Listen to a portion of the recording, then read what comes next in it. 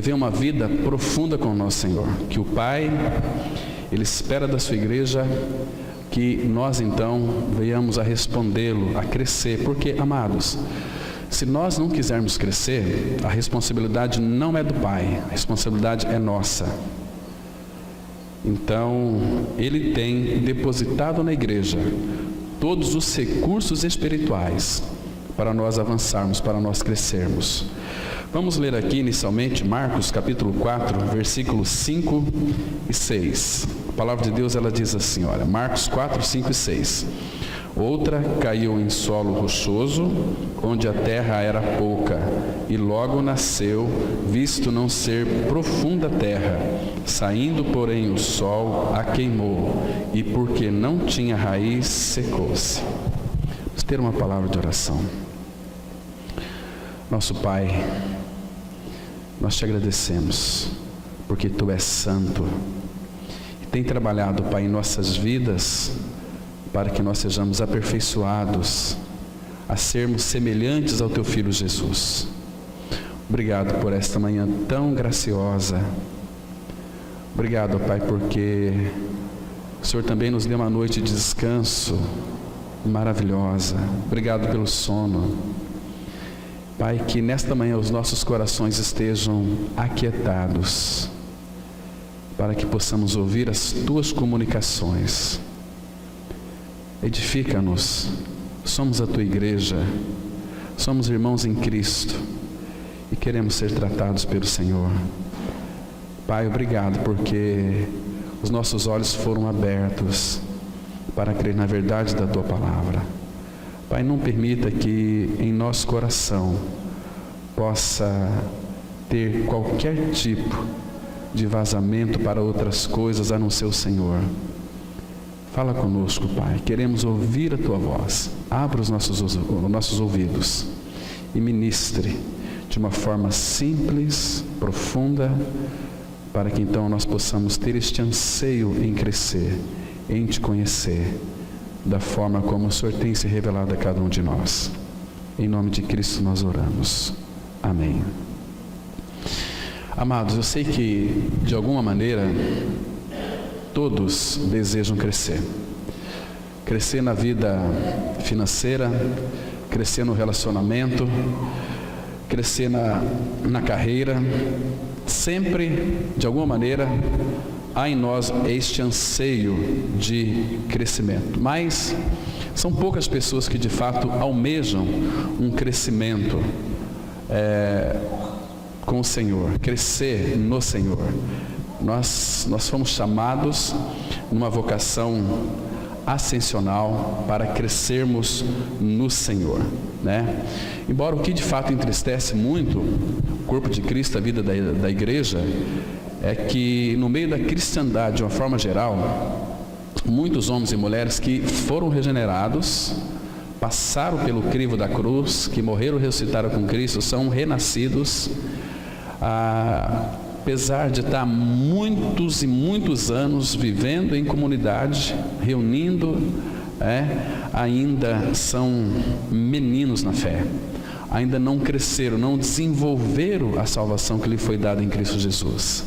Então, o perigo de nós não crescermos, irmãos, é que nos momentos de dificuldades e circunstâncias desfavoráveis, nós vamos envergonhar o Senhor. Porque na hora do fogo, na hora da provação, nós vamos estar inseguros, inconstantes e muitas vezes até duvidando, incrédulos do amor de Deus por nós. Então, essas referências aqui que nós citamos, esses dois versículos, o Senhor Jesus está falando daquela parábola do semeador, que o solo aqui é o coração. O nosso coração é o solo onde vamos receber a palavra de Deus.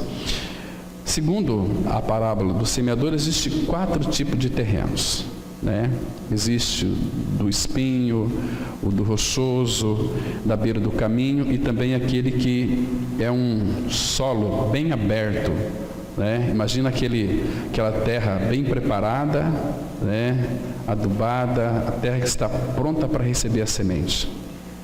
assim é o coração daqueles que de fato puderam crer em Cristo. Quando a semente um dia foi lançada em nosso coração, nós a recebemos, né? E essa semente, ela frutificou e produziu muitos frutos. Mas outra caiu em solo rochoso, onde a terra era pouca, e logo nasceu. Percebe aqui? Porque existem muitos cristãos que, ao nascerem de novo, né, por receber essa palavra, existe ainda muita pedra no seu interior, muita pedra. Então, quando a semente é lançada ali, é um solo que não foi verdadeiramente trabalhado pela operação da cruz, né? E o que talvez não respondeu, mas logo nasceu. Agora, visto não ser profunda a terra, o que acontece? Saindo, porém, o sol, a queimou.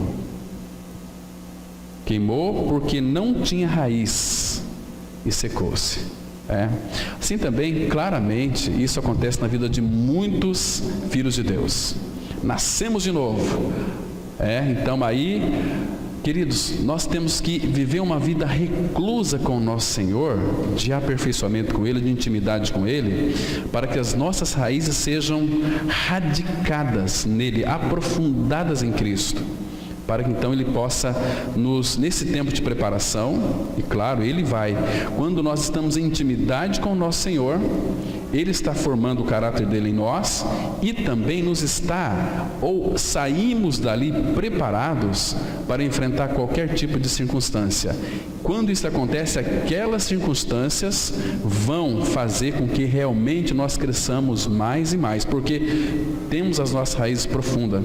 Porque quando nós nascemos, irmãos, nós vamos nos deparar, primeira coisa, o sol. E uma semente, quando ela nasce, se não tiver raízes profundas, o sol vai queimá-la. Tem muita gente queimada. Tem muita gente que poderia ser hoje mestres, como diz Hebreus. Abra lá, Hebreus capítulo 5. Capítulo 5, de 12 a 14. A palavra aqui, ela traz uma advertência, ela traz uma exortação para nós, Igreja do Senhor, bastante séria. Ele diz assim, Hebreus 5, versículo, deixa eu ler o 11 também, que diz assim, olha, a esse respeito, temos muitas coisas que dizer e difíceis de explicar, porquanto vos tendes tornado tardios em ouvir.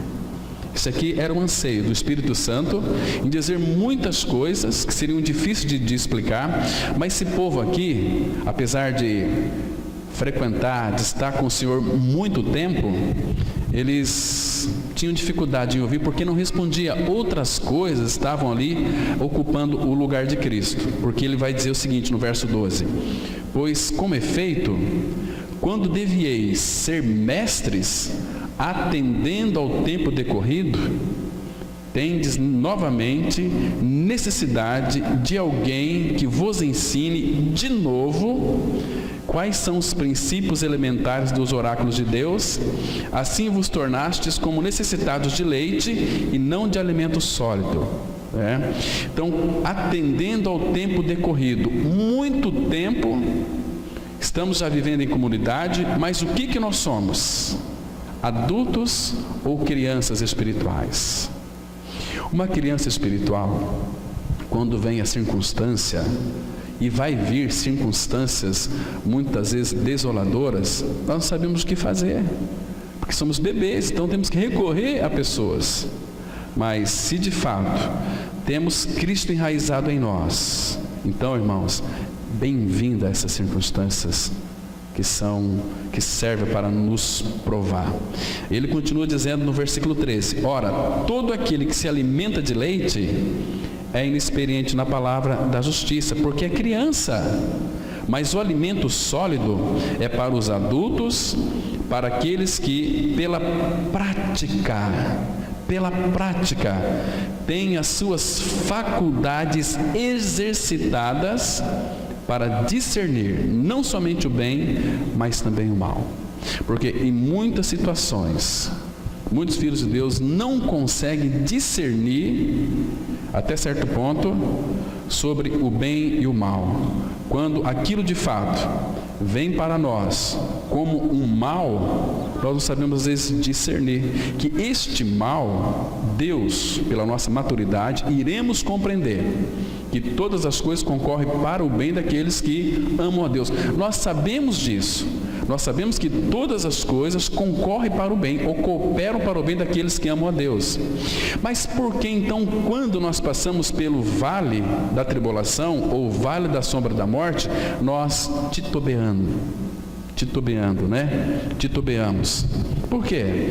Porque saber a verdade é uma coisa, conhecer a verdade é uma coisa, mas experimentar a verdade como uma realidade espiritual em nossas vidas é outra coisa totalmente diferente. Então o Pai, Ele vai criar circunstâncias para o nosso amadurecimento, para que quando isso chegar, nós sabemos como lidar com qualquer tipo de situação. Porque somos maduros, nós sabemos que essa batalha não é nossa, mas é do Pai, é de Deus, é de Cristo, é Ele quem peleja por nós. Nós também sabemos disso, mas quando estamos passando pelo fogo, nós não sabemos como agir. Hoje à noite nós vamos tratar um pouquinho sobre o fim das coisas. É melhor do que o começo das coisas. Nós ficamos tão impressionados com o começo das coisas, mas o melhor está por vir, que é o fim das coisas. Muito interessante. Então, queridos, é necessário aqui, sempre vai ter essa palavra queimou. Quando, olha, a terra não era profunda, saindo, porém, o sol queimou, porque não tinha raiz e secou-se. Então vocês entendem, irmãos, porque o Pai quer que nós vivamos uma vida em profundidade com Ele, para que quando o sol sair, vai arder, mas não vai nos queimar. Nós vamos ficar murchos, muito pelo contrário, seremos inteiramente vivificados, seremos inteiramente experimentados, seremos inteiramente, então, persistentes, perseverantes na tribulação.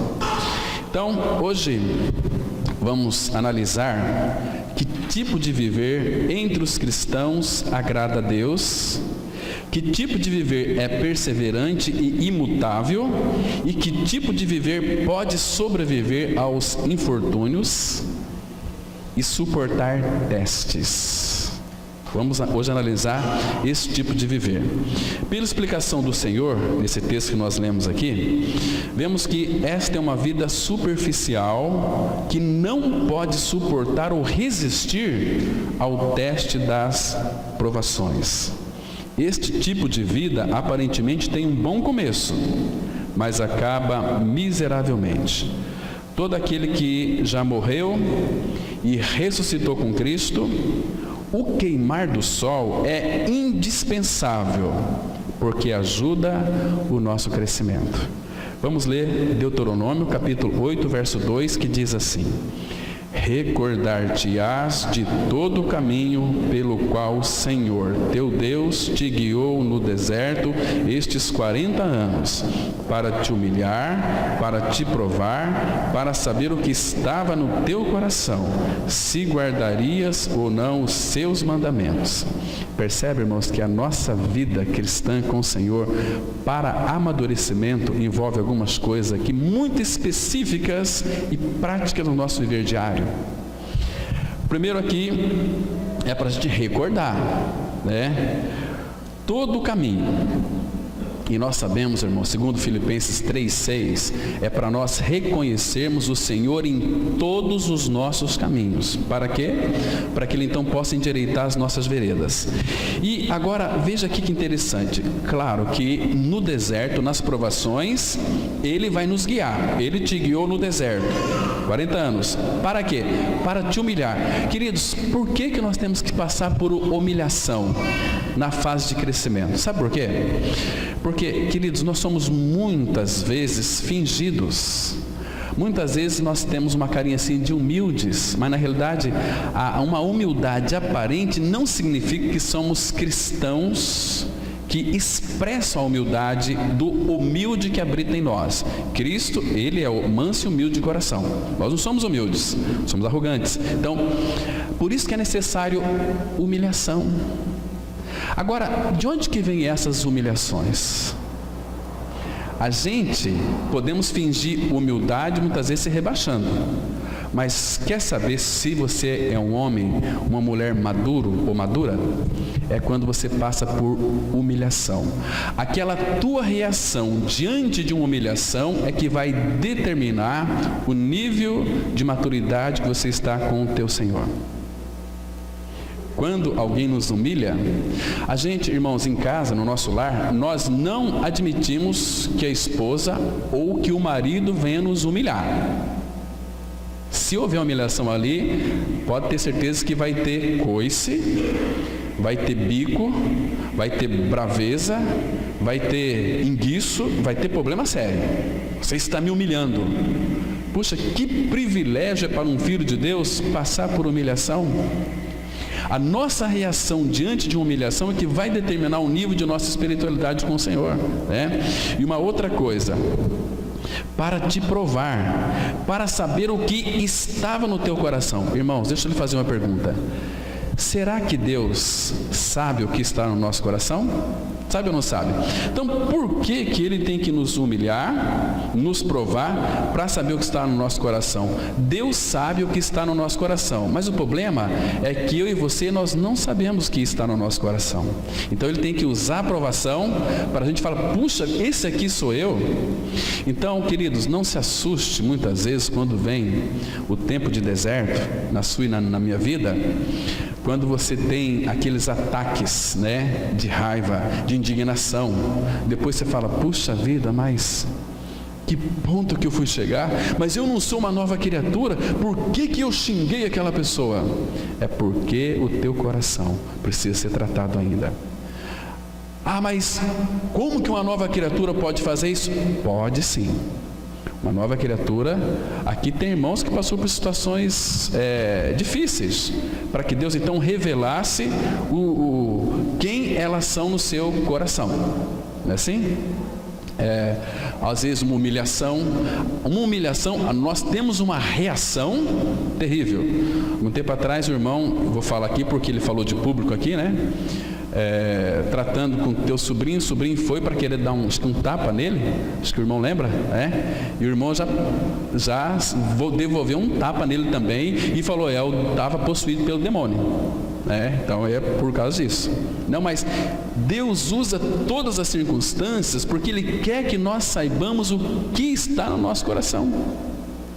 Tem maridos que humilham as suas esposas, faz delas uns capachos, e são novas criaturas.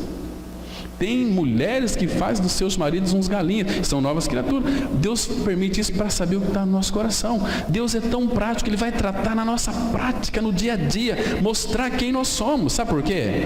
Sabe por quê? Porque Ele fala assim, olha, você não precisa esconder isso de ninguém. Tira suas máscaras. Isaías fala que naquele monte Ele tiraria da nossa face a máscara. Nós usamos uma máscara para vir aqui, usamos uma máscara no nosso trabalho, uma máscara, não, lá no nosso lar a gente tira a máscara, né? Deixa pendurado lá no cabidinho, lá na nossa casa nós somos quem nós somos, mas fora dali, a gente já muda, a gente já é uma pessoa muito legal, né? Porque a gente quer que os outros saibam que nós somos pessoas legais. Nós somos pessoas amorosas, somos pessoas cristãs. Aí a gente se esforça para ser aquela pessoa assim boazinha, né? Aquela jeitinho. Mas, queridos, isso tem que funcionar dentro da nossa casa. Sermos amorosos, afetivos ali dentro da nossa casa. Agora, amados, guarde bem isso. Então, Deus permite isso aqui porque Ele quer que nós conheçamos o que está no nosso coração. Deus sabe o que está no nosso coração, mas Ele quer que eu e você saibamos quem nós somos, de fato. Por isso Ele vai nos humilhar, por isso Ele vai nos provar, por isso Ele vai criar circunstâncias para nos levar muitas vezes ao desespero, a nós dar coice, porque o Pai está nos corrigindo, Irmãos, porque com relação ao deserto, e qualquer que seja a dificuldade, o nosso Pai sempre tem um caminho de livramento, Ele sempre tem aquele suprimento. Por exemplo, vocês se lembram que quando o povo de Israel estava no deserto, durante 40 anos eles foram tratados pelo Senhor. Agora, chegava em determinados pontos que às vezes não tinha água. Às vezes tinha água, mas aquela água não era uma água agradável para se beber. Então Deus criava todas as circunstâncias para ver o que estava no coração daquele povo. Então, o que Deus revelava, que muitas vezes nas dificuldades, que no coração daquele povo tinha uma coisa chamada que Deus abomina. Então Deus quer que aquilo saia para fora, uma coisa chamada murmuração. O que é murmuração? Azedume da alma, descontentamento por algumas circunstâncias. A nossa murmuração muitas vezes é contra os nossos irmãos, é contra o dia que às vezes Deus faz. Porque muitas vezes, irmãos, eu já vi pessoas, e também sou uma dessas pessoas, que por causa de um desarranjo, talvez por uma diarreia, puxa, esse dia está horrível. Mas por que está horrível? Eu estou com... Não, o dia que Deus fez é para a gente se alegrar nele. O problema não está no dia que Deus fez, o problema está no seu problema. Então a nossa murmuração tinha que ser contra nós mesmos. Nós tínhamos que nos queixar contra nós mesmos e não contra as outras pessoas. Abra sua Bíblia em Êxodo capítulo 15. Êxodo 15, porque o Pai sempre vai ter uma provisão por um momento, por uma circunstância de dificuldade. Êxodo capítulo 15, a partir do versículo 22. Olha aqui, amados. Então ali eles chegaram em Mara, aquelas estavam com bastante sede. Êxodo 15, 22 em diante, a palavra fala assim, olha: fez Moisés partir a Israel do Mar Vermelho e saíram para o deserto de Sur. Caminharam 3 dias no deserto e não acharam água. Afinal, chegaram a Mara, todavia não puderam beber. Queridos, pensa aqui, eles caminharam durante 3 dias no deserto, acharam água e não puderam beber as águas de Mara, porque eram amargas, por isso chamou-se-lhe Mara. Veja aqui a reação deles no versículo 24. O povo murmurou contra Moisés, dizendo: que havemos de beber? Por que essa chuva? Por que esse sol escaldante tão quente? Por que só vai ter hoje arroz, feijão e ovo? Por que só tem polenta hoje? Isso é murmuração contra o Senhor, Então, verso 25. Então Moisés clamou ao Senhor, e o Senhor lhe mostrou uma árvore. Essa árvore aqui, queridos, é uma figura, nós sabemos, da cruz. Porque o remédio que Deus tem para os nossos problemas é cruz. É cruz. Então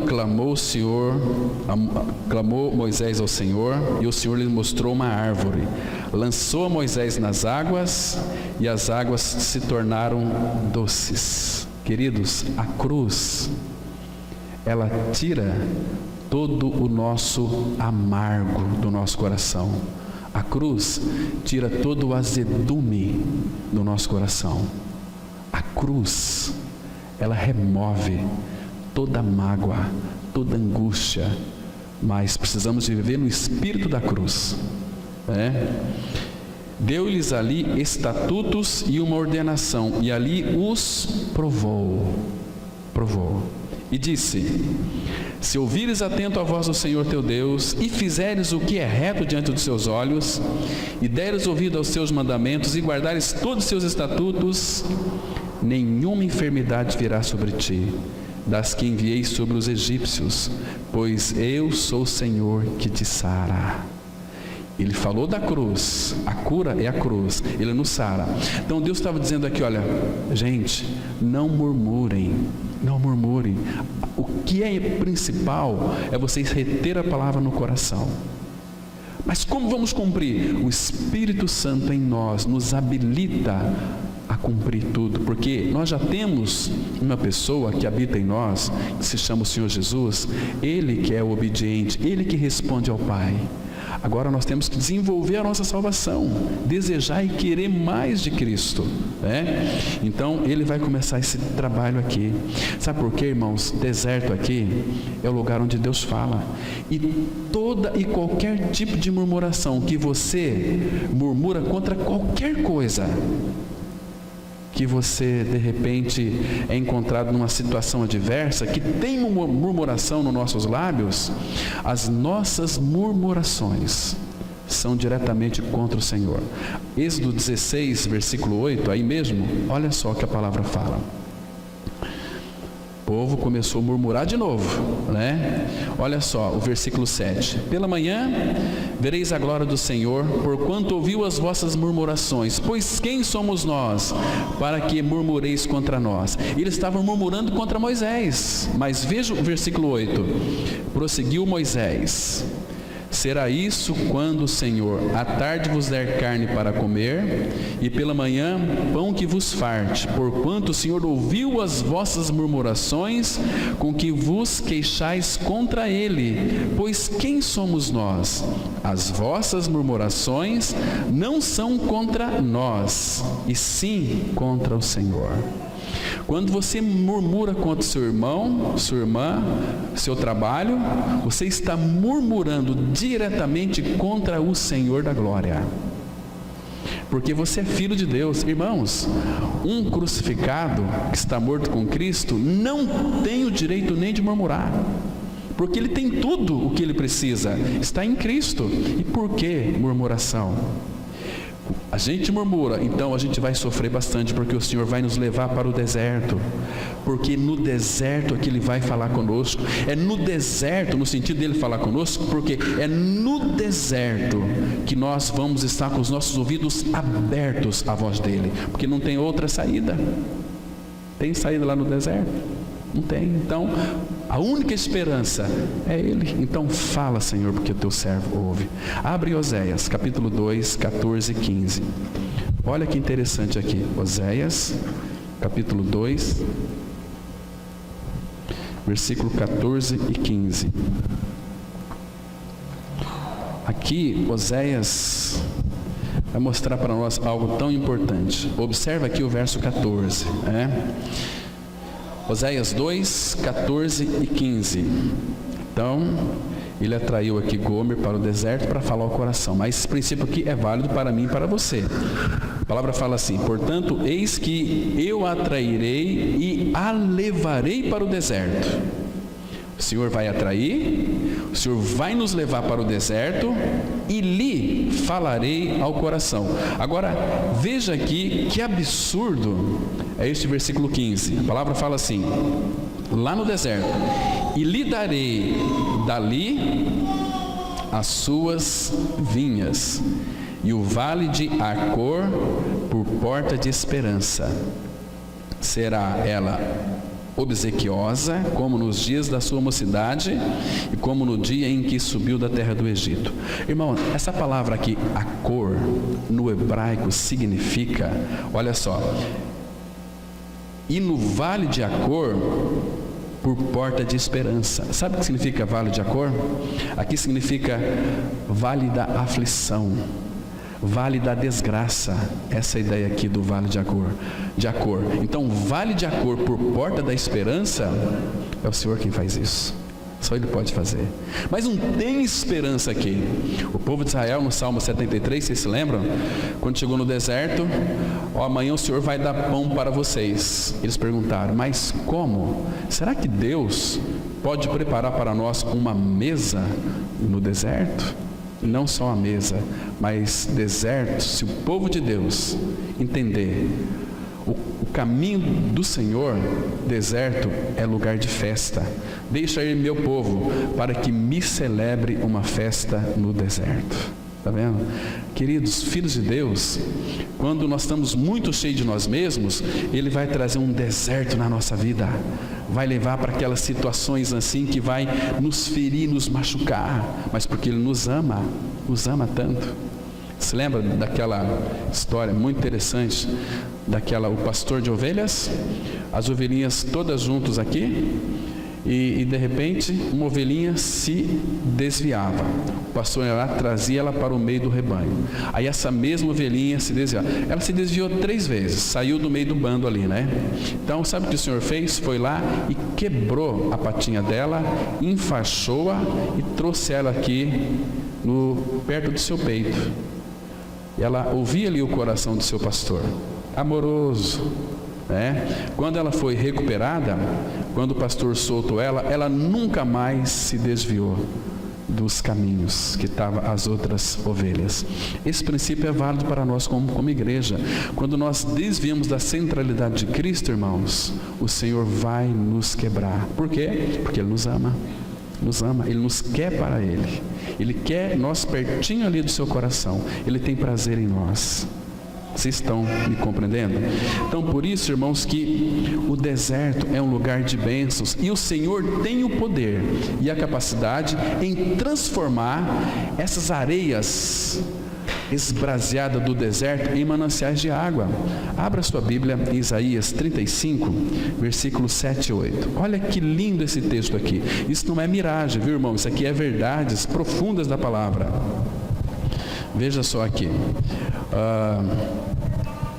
Isaías 35, a partir do versículo 7. Como é precioso o nosso Senhor, irmãos. Como Ele é maravilhoso. Olha o que a palavra fala. Isaías 35, verso 7. A areia esbraseada se transformará em lagos, e a terra sedenta em mananciais de águas. Onde outrora viviam os chacais, crescerá a erva com canas em juncos. Essa terra aqui sedenta é aqueles 4 tipos de solos lá. E um daqueles solos é o solo bom, que é a terra sedenta. A terra que quer água, e a água é a água da palavra. Então, essa areia esbraseada vai se transformar em lagos, e a terra sedenta em mananciais. Isso traduzido, esses terra sedenta em mananciais, no Novo Testamento Jesus disse assim: quem tem sede, vem a mim e beba. Quem crê em mim, como diz a Escritura, do seu interior fluirão rios de água viva. É essa profecia aqui que Ele está mostrando para nós tão claramente. Você percebe quão lindo é isso aqui, irmãos? Quão lindo viver uma vida de intimidade com Ele? Nós vamos saber de todas essas coisas e experimentá-las em realidade espiritual. Mas vamos continuar aqui, vamos caminhar.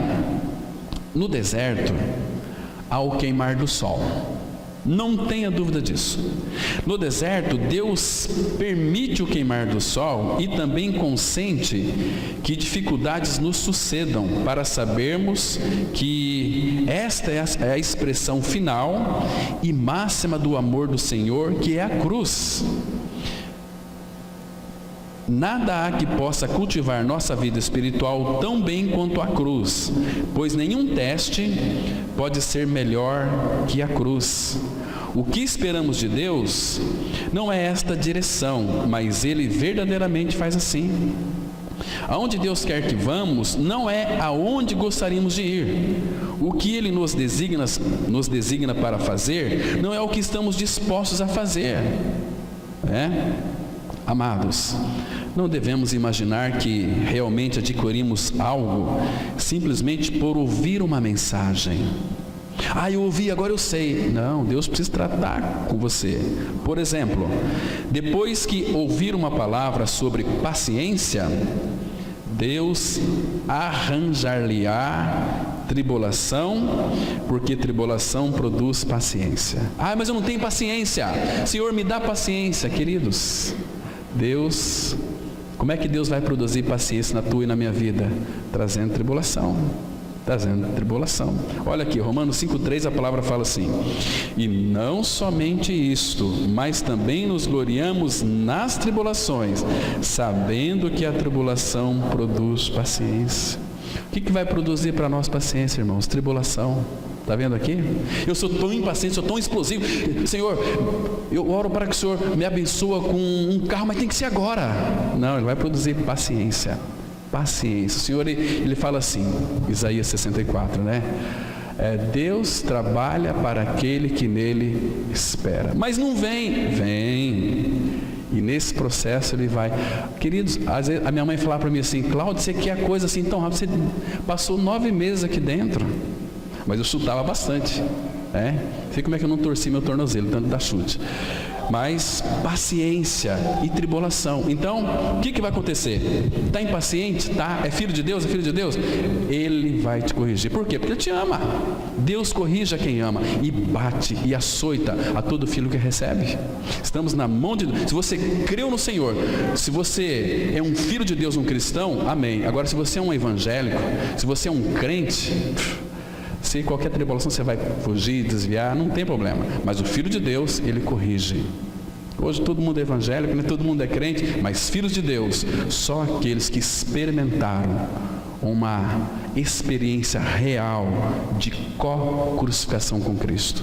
Morreram, ressuscitaram e Cristo é sua vida. Estão respondendo a Ele. E se não responder, lembra daquele texto de Filipenses 1,6. Aquele que em vós começou a boa obra, há de completá-la. Então, tem muitos cristãos sofrendo, não precisava sofrer. Por que sofrem? Porque não responde a Ele. Então o Senhor vem com circunstâncias, o Senhor, queridos, C.S. Lewis fala aqui, o Senhor sussurra em nossos ouvidos, mas em épocas de tribulação, Ele toca trombeta para a gente. Como é que Deus vai nos chamar a nossa atenção? Trazendo tribulação, trazendo tribulação, e tudo aquilo que se interpõe entre você e o Senhor, Ele vai remover. Seja filho, seja marido, seja esposa, seja noivo, seja namorado, seja namorada, o Senhor vai remover. Se você é filho, pode ter certeza disso. Então, queridos, tribulação. Por outro lado, quando ouvirem a palavra sobre obediência, Deus irá prová-los com situações difíceis, para que aprendam a obediência pelas coisas que sofrem. Vocês acham mesmo que o nosso Senhor Jesus precisava sofrer para aprender a obediência? Claro que não. Olha aqui, Hebreus 5,8, a palavra fala assim: embora sendo filho, aprendeu a obediência pelas coisas que sofreu. Por que Cristo teve que aprender a obediência pelas coisas? Por que Ele teve que sofrer para aprender obediência? É que Ele se submeteu ao Pai integralmente. Sabe por quê, irmãos?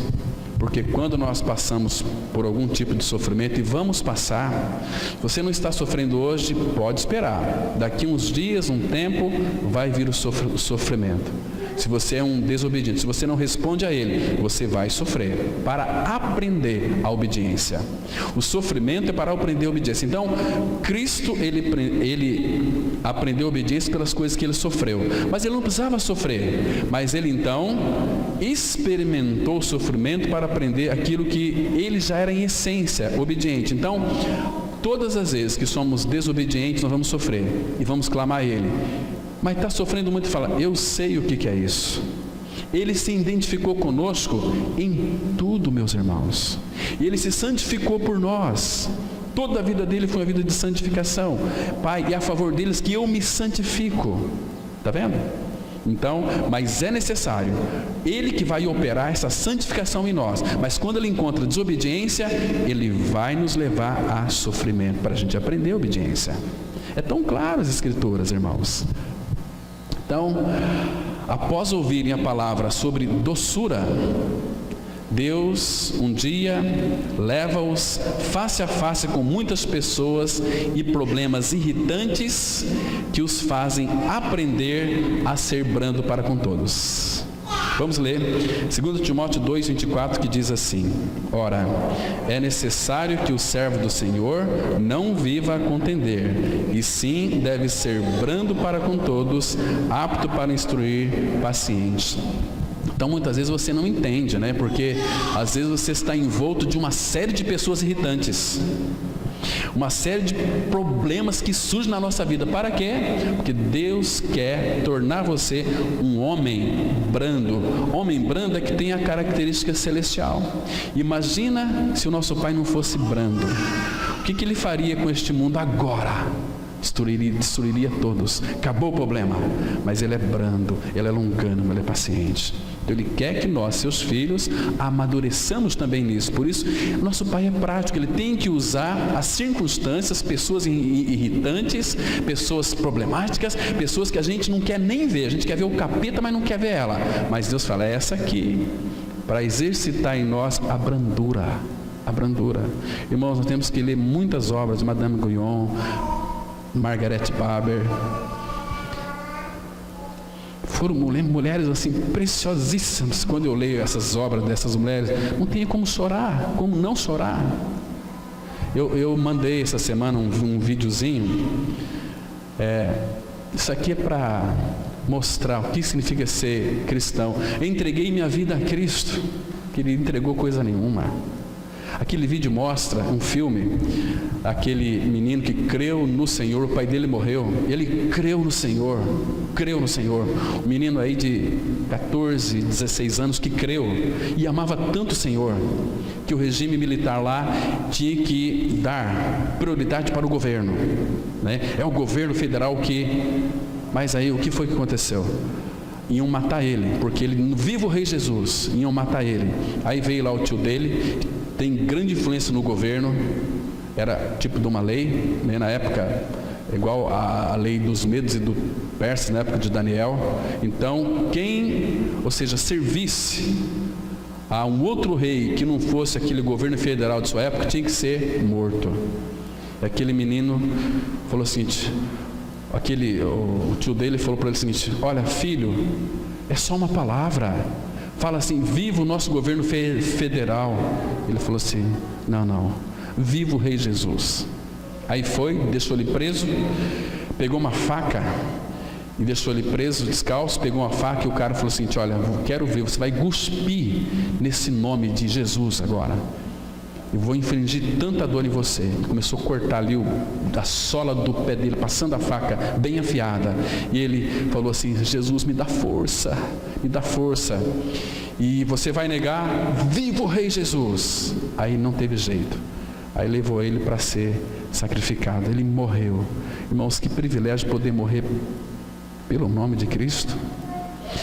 Se vive hoje, irmãos, um cristianismo tão aguado, um cristianismo tão doente, um cristianismo tão horrível de se ver, que as pessoas estão perdidas dentro das igrejas evangélicas, estão tudo indo para o inferno, porque não conhece o Senhor Jesus, não conhece como Ele quer ser conhecido. Isso é triste, angustiante. Eles não querem aprender, querem reunião de poder, reunião de libertação. Meu Deus do céu, o que agrada o Pai é que conheça Ele. Isso que Ele quer. Então nós não estamos respondendo a Ele, irmãos. Temos que responder a Ele, viver uma vida derramada diante do altar da graça dEle, aos pés de Cristo. Senhor, Tu és o Rei, eu estou aqui por Tua causa, me tira logo daqui. E Ele vai mandar você para um local. Se você não confessar o nome de Jesus, você vai morrer. Cristo é Rei. Pode matar. Ninguém, Ele falou, vocês não temem aquele que mata um corpo, mas não pode destruir a alma. Você tem que temer aquele que pode fazer perecer no inferno tanto a alma quanto o corpo, né? Então Ele quer fazer de nós homens e mulheres brandos. Vamos caminhar aqui mais. Enquanto estamos nas mãos de Deus, não estamos dispostos ser quebrados por Ele. Por quê? Porque tal vida é a mais dolorosa. Queridos, vida de quebrantamento é muito dolorosa, mas é necessário, porque senão a gente não vai crescer. Se vocês esperam que sua vida seja abundante, devem permitir que Deus ordene muitos testes para prová-los. Nós fomos chamados para vivermos uma vida em profundidade com o nosso Senhor. Está escrito em Oséias 4, de 5 a 7. Serei para Israel como orvalho, ele florescerá como lírio, e lançará suas raízes como cedro no Líbano. Estender-se-ão os seus ramos, o seu esplendor será como o da oliveira, a sua fragrância como a do Líbano. Os que se assentam de novo à sua sombra voltarão, serão vivificados como cereal, e florescerão como a vide, a sua fama será como a do vinho do Líbano. Queridos, nesses 3 versículos, nós temos aqui tanta profundidade. Primeiro, Líbano. Creio que não tem nenhum libanês aqui, né? O Líbano, ele é um país localizado ali na extremidade leste do mar Mediterrâneo. Ele faz divisa ali com a terra da promissão, com a terra prometida lá na Ásia Ocidental. O Líbano está localizado naquele local ali. Então ele faz fronteira ali com a Síria, né? Faz fronteira com a Síria. E a Bíblia, ela menciona o Líbano como um país produtor de cedros, né? Depois vocês podem ler em muitos artigos que tem aí pela internet, né? Mas Líbano também é aquela montanha branca, é um lugar de vales, né? Muitos lugares íngremes ali. Então ali é que eu penso que seja um lugar tão precioso que o Senhor usa para treinar os seus filhos, passar pelos vales. Mas se nós fôssemos analisar esses 3 versículos aqui, nós levaríamos tanto tempo. Ele diz aqui, olha, serei para Israel como orvalho. Queridos, orvalho ele é muito diferente da chuva. Orvalho ele vem do alto, vem sereno. As pessoas que levantam bem cedo, é bom, irmãos, aqui uma dica, levanta bem cedo, antes de sair o sol, dá uma volta no seu quintal, receba aquele orvalho e saiba que é de cima, que é do Senhor. E ali você vai conversar um pouquinho com seu pai, bem nas madrugadinhas, o que antecipa as vigílias, sai um pouquinho para fora no quintal, dá uma volta, aquele orvalho gostoso, é saúde, sabia? Saúde, né? Então, orvalho aqui, segundo, dentro de uma concepção bíblica, é aquilo que traz a restauração à terra seca, né? Esse bálsamo, esse refrigério que vem do alto, né? Então, ele cai bem sereno, bem manso, não é chuva, aquele orvalho bem precioso. Agora, queridos, orvalho aqui, nesse sentido, ele está relacionado a bênção de Deus. Esse orvalho aqui, serei para Israel como orvalho. Você se lembra que quando Isaac começou a pronunciar as bênçãos para Jacó, o que foi que ele disse? Ele fez menção desse orvalho aqui. Eu não vou citar, mas depois vocês conferem lá na Bíblia, lá em Gênesis 27, versículo 28, né? E também o versículo 39, muito interessante. Agora, irmãos, essa palavra aqui, orvalho, quando Deus supriu o seu povo com aquele maná, vocês se lembram? Acho que lá em Números 11, versículo 9, olha, amanhã, Números 11, 9, quando descer o orvalho, vai descer também o maná. Então, o orvalho, ele tem um significado muito grande. Amanhã vocês vão colher o maná, que vai vir cedo, aquele pão, mas vai vir também, junto com o orvalho, o maná, onde vocês serão alimentados. E no Salmo 133, Salmo tem aqueles só 3 versículos, quer ver só, abra lá no Salmo 133, que salmo precioso. Ele vai dizer para nós aqui uma coisa muito importante com relação ao orvalho também. Ele diz assim, olha, Salmo 133, versículo 1. Como é bom e agradável viverem unidos os irmãos. É como óleo precioso sobre a cabeça, a qual desce para a barba de Arão, e desce para a gola de suas vestes. Aqui o versículo 2 é uma alusão ao Espírito Santo. Agora, veja o versículo 3. É como o orvalho do Hermon, que desce sobre os montes de Sião, ali ordena o Senhor a sua bênção e a vida para sempre.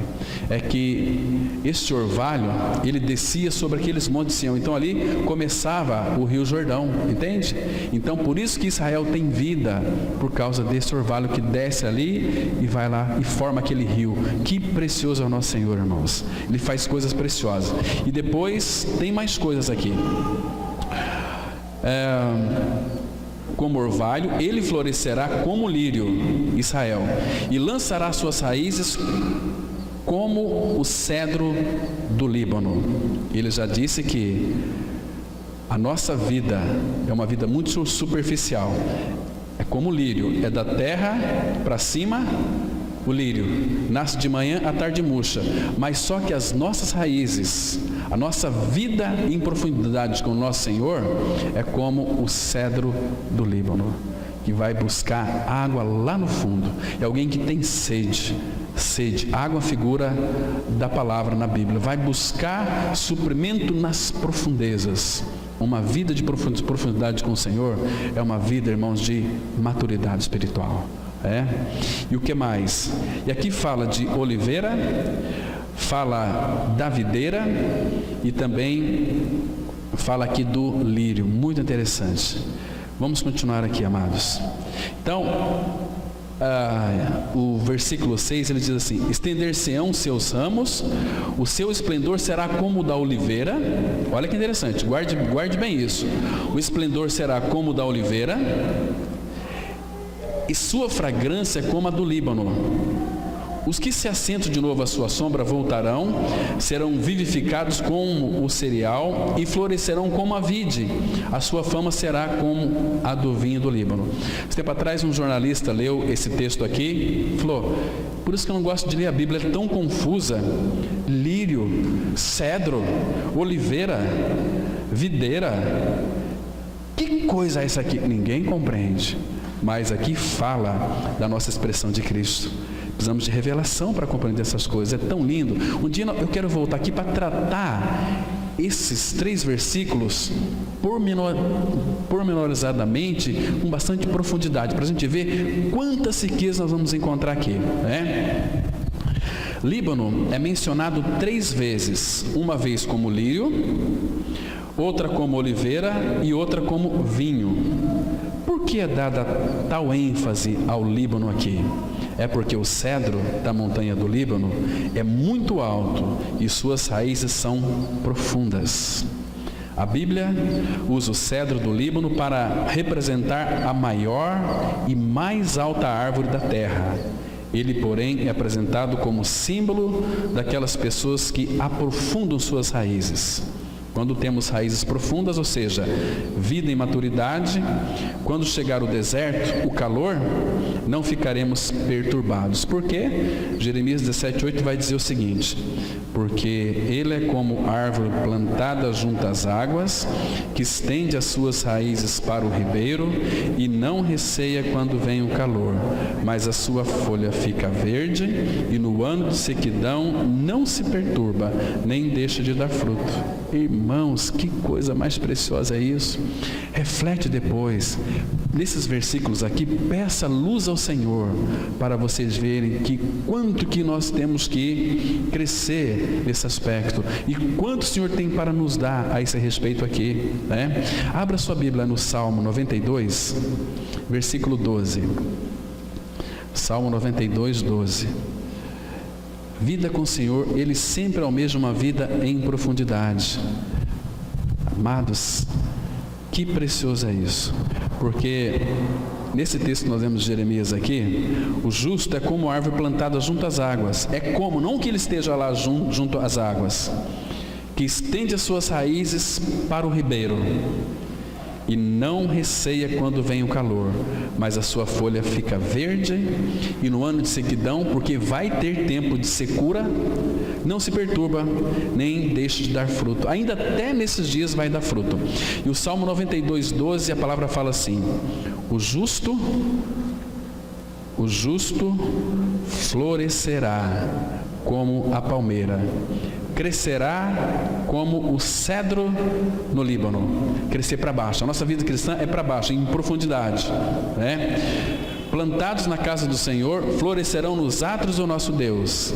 Na velhice darão ainda frutos, serão cheios de seivas e de verdor, para anunciar que o Senhor é reto. Ele é minha rocha e nele não há injustiça. Irmãos, o irmão Steve Calm, ele tem 101 anos, tem uma mente brilhante. Se vocês verem ele pregar, a palavra.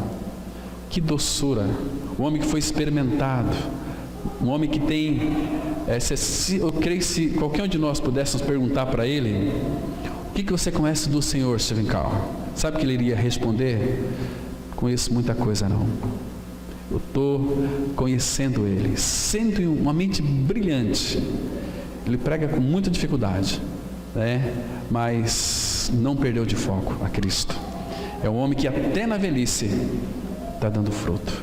Quantas vidas foram edificadas por esse homem, Stephen Carl? Que precioso, né?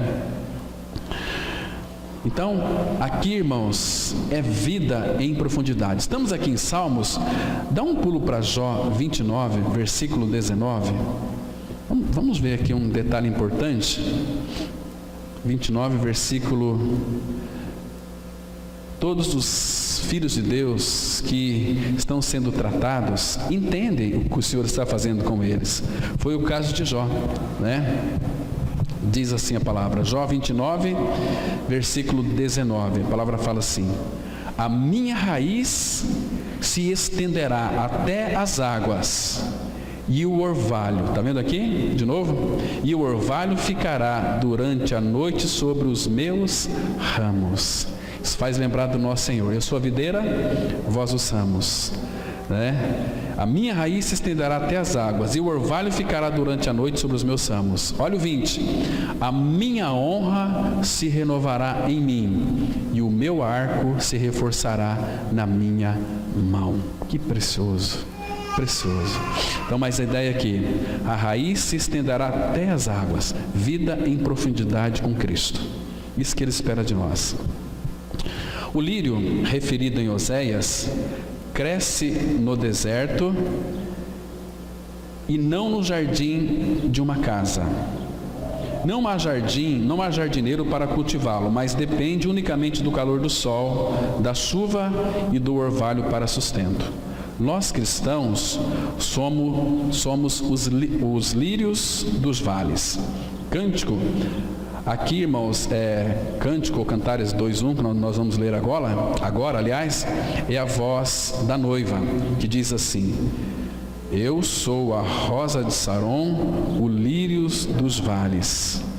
Queridos, a fertilidade ali dos vales e o agradável cheiro daqueles arbustos, onde os cedros dos livros, eles crescem ali, tudo combina para formar uma linguagem que a palavra de Deus, ela diz assim, que a glória do Líbano. Então, se nós somos os lírios dos vales, nós somos a glória do Líbano. Olha que lindo, tem um texto aqui muito precioso, Isaías 35, versículo 2, 35:2. Olha que precioso, diz assim a palavra. Eu vou ler 1 e o 2. Olha só a glória do Líbano, que diz assim: o deserto e a terra se alegrarão, o ermo exultará e florescerá como o narciso. Agora presta atenção no versículo 2: florescerá abundantemente, jubilará de alegria e exultará.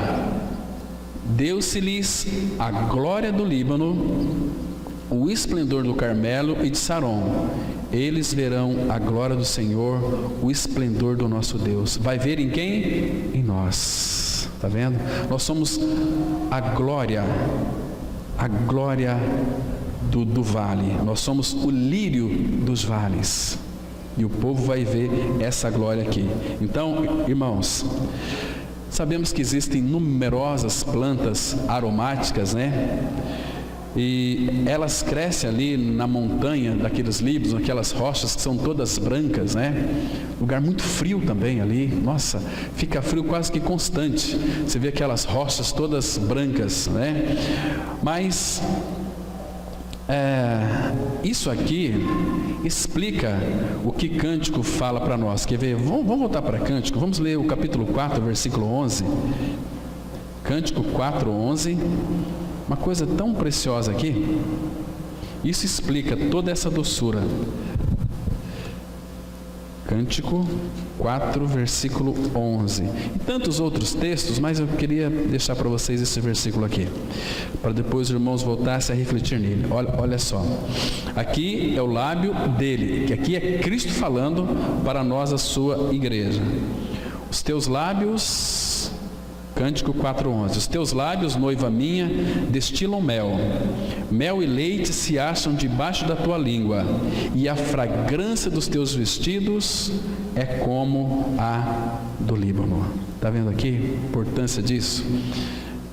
Então, a igreja, ela é toda bonita, ela é toda gloriosa, quando de fato ela passa por esses momentos de dificuldades, circunstâncias moldadoras que vai nos afligindo e transformando cada um de nós em pérolas, né?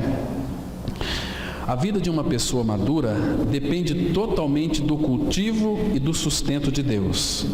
Uma vida espiritual pura e bela provém de uma comunhão ininterrupta com Deus. Portanto, é dito para crescer como o lírio e lançar suas raízes como o cedro do Líbano.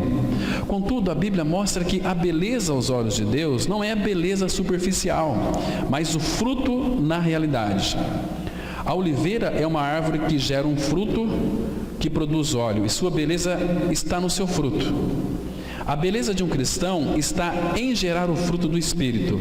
Isto é adquirido apenas lançando e fixando suas raízes nas profundezas. Caso contrário, não haverá fruto. Vocês já viram uma oliveira? Ela é muito feia. É um galho torto. Parece uma raiz meio retorcida. Essa oliveira, mas ela é feia, oliveira, mas ela produz um fruto, que foi extraído daquele fruto ali, espremida aquele óleo. A oliveira é uma figura muito clara do nosso Senhor. Aquelas azeitonas espremidas é que produziam o óleo para serem colocados no candeeiro. Esse óleo é uma figura do Espírito. Ela é feia pra caramba, né? Mas o fruto que ela produz é maravilhoso. Isso significa que o Filho de Deus não precisa sair por aí dizendo que é um Filho de Deus. Não precisa dizer que, eu sou nova criatura. O mundo vai ver isso em nós. Não aquilo que nós somos, que o que nós somos é muito feio. Mas o que nós produzimos em Cristo é muito bonito. Isso que eles têm que ver em nós, entende? João 15:2 diz assim a palavra: todo ramo que estando em mim não der fruto, ele o corta, e todo que dá fruto limpa, para que produza mais fruto ainda. Aqui, claro, é a videira, né? Agora, irmãos, nós precisamos, para produzirmos frutos, estarmos arraigados em Cristo. O que é arraigado? Estar enraizado. Lembra de Gálatas 1:4? Ele nos tirou deste mundo pela raiz. Fomos desarraigados deste mundo pela operação da cruz, pela obra da cruz, arrancados pelas raízes. Paulo vai dizer em Gálatas 6:14: mas longe esteja de mim gloriar-me, senão na cruz de nosso Senhor Jesus Cristo, pelo qual o mundo está morto para mim e eu para o mundo. Então fomos tirados pelas raízes. Agora, nós temos que colocar agora, fincar as nossas raízes. Abra sua Bíblia em Colossenses 2, versículos 6 e 7. E aqui que está o segredo, irmãos. Colossenses 2, versos 6 e 7. A palavra, ela fala assim, olha, Colossenses 2, 6 e 7. Ora, como recebestes Cristo Jesus, como é que recebemos Cristo? Pela fé. O Senhor, assim andai nele. Nele, que palavrinha bonita aqui, radicados. O que é radicados? Com as suas raízes aprofundadas nele. Nele radicados e edificados e confirmados na fé, tal como fostes instruídos, crescendo em ações de graça. Quando nós estamos enraizados em Cristo, ou seja, radicados nele, nós vamos crescer, confirmados, porque nele radicados, vamos ser edificados, confirmados na fé, como fostes instruídos, crescendo em ação de graças. Aí vai ter nos nossos lábios uma coisa chamada louvor. Vamos continuar aqui. Como já disse, Líbano é citado 3 vezes e todas com o propósito de chamar nossa atenção à vida nas profundezas. Embora esta vida nas profundezas seja como o lírio crescendo num vale isolado, como a oliveira que não é bonita exteriormente e como a vide que não se sobressai ao florescer, ainda assim ela é o resultado de olhar para Deus com simplicidade e é capaz de produzir muito fruto. Claro, Jesus disse: sem mim nada podeis fazer. Amados, para viver uma vida nas profundezas é necessário ter comunhão íntima e direta com o Senhor. Cantares 4:12 diz assim: jardim fechado és tu, minha irmã, noiva minha, manancial recluso, fonte selada. Vocês observam? Vocês já pararam para estudar um pouquinho sobre como que são os jardins orientais? Onde que os jardins orientais ele é posto? Ele é posto quando você, aqui no Ocidente, você vai em qualquer casa, né? Você vê primeiro na frente um jardim e depois a casa. Lá no Oriente não, primeiro tem a casa, porque o jardim está lá no fundo. Sabe por quê? Porque jardim, irmãos, não é para desfrute das pessoas de fora, é para quem mora na casa. Então a gente gosta aqui de colocar o jardim para todo mundo ver, né? E receber os elogios. Ai, que coisa linda, que jardim bonito. Ontem eu fui numa chácara à tarde, fomos fazer um estudo, eu nem sei como é que chama aquele local lá, mas lá para aquelas bandas de lá, antes de chegar em Campo Grande, né? Bem antes ali, vamos pregar lá. Querido, mas que lugar bonito. Aí depois nós passamos numa outra chácara, vimos ali aquele jardim, e a mulher colocava assim na varanda um monte de flores, para apreciação dela. Ali não passa gente constantemente, né? Mas nós somos, irmãos, esse jardim fechado és tu, minha irmã, noiva minha. Ou seja, Jesus está dizendo: vocês são meu jardim fechado, é para desfrute meu, não do mundo. Percebe? Vocês entendem porque 1 Pedro 2,9 fala assim, que nós somos raça eleita, sacerdócio real, nação santa, povo de propriedade exclusiva de Deus, exclusivo para desfrute dele. Ele ama se deleitar em nós. Esse é o nosso Senhor, tem prazer em nós, né? Puxa vida, irmãos, como a gente precisa de ser esse jardim fechado para Ele. Mas vamos continuar aqui. Aqui é falado de um jardim. Como é visto na Bíblia, um jardim foi a primeira ideia de Deus. Foi do Éden, né? Um jardim é somente para beleza e desfrute. Descrever este jardim como um jardim fechado significa que ele não é um parque público ao qual todos têm acesso para ter prazer, mas é fechado exclusivamente para Cristo. Este tipo de viver não pretende agradar aos homens, mas apenas a Cristo. Por quê, irmãos? Porque Cristo se deleita na sua igreja. Olha aqui Provérbios 8:31. Regozijando-me no seu mundo habitável e achando as minhas delícias com o Filho dos homens.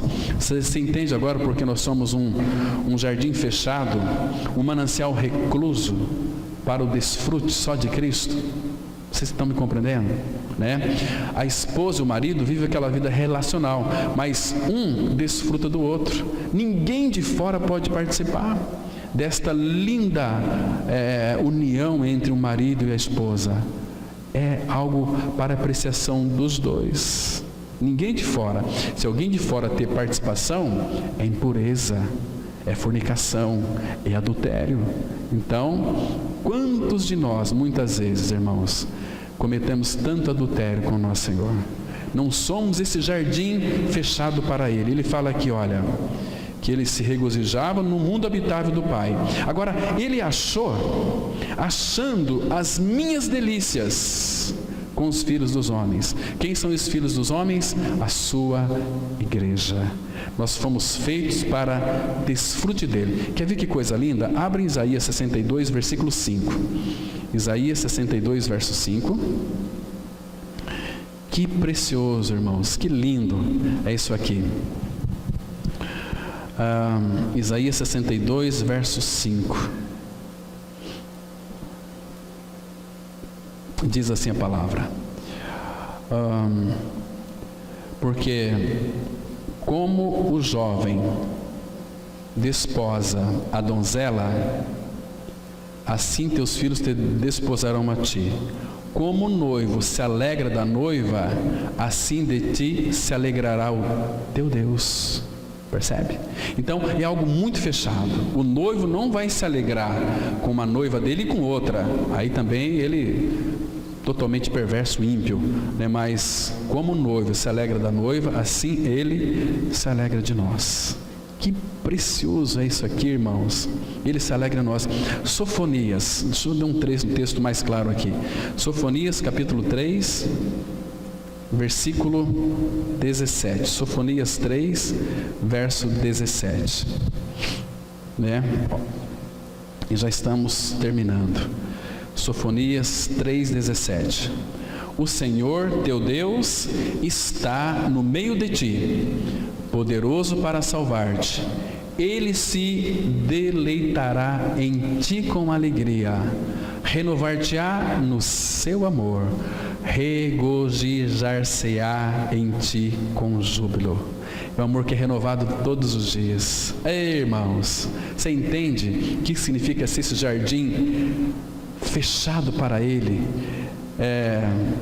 manancial recluso, fonte selada? Ele não quer que nós expomos a nossa vida interior para ninguém, só para Ele. Ele nos ama, tem prazer em nós. Vamos aqui terminar então. Um filho de Deus maduro nunca deveria intencionalmente exibir sua beleza, busca e experiências espirituais para que outros vejam. Tudo deveria ser silenciosamente selado para o Senhor. Somente esta espécie de vida nas profundezas satisfará o coração do Senhor. Nossa vida é muitas vezes tão superficial e uma grande parte dela é exposta na superfície, como o lírio. Possa o Senhor conceder-nos graça, permitindo que a cruz faça uma obra profunda em nosso interior, para que possamos firmar raízes, a fim de ter vida nas profundezas, para cumprir as exigências de Deus e satisfazer o seu coração. Vamos ler Salmo 16, verso 2. Digo ao Senhor: Tu és o meu Senhor, outro bem não possuo, senão a Ti. Senão a Ti somente. Digo ao Senhor: Tu és o meu Senhor, outro bem não possuo, senão a Ti somente. Então, irmãos, devemos analisar nossa vida diante do Senhor, para ver se não existe outro aqui, outro bem, que não está ocupando o lugar dele. Se não existir bem, talvez as nossas ocupações ocupam o lugar daquele que é o amado da nossa alma. Então, irmãos, que o Senhor nos dê graça e desejo para crescermos e conhecê-los. Vamos orar. Nosso Pai, obrigado, Pai, porque nós temos essa liberdade em nos reunir como igreja do Senhor para estudar a Tua palavra. Pai, tira todas as vendas dos nossos olhos e pelo Teu Espírito, Pai, que venhamos a reter a palavra em nosso coração, para que em todas as circunstâncias nós tenhamos uma percepção de que Tu estás presente e que a nossa vida seja uma vida para Ti somente. Oh, Pai, muito obrigado. Obrigado, Pai, porque estamos todos aqui, parte do Teu povo, congregados em nome do Senhor Jesus Cristo. E guarda-nos, ó Pai, para que nessa noite possamos estar com os nossos corações ansiosos para ouvir a Tua palavra e meditar e conhecê-lo a Ti somente. Em nome dele nós oramos. Amém.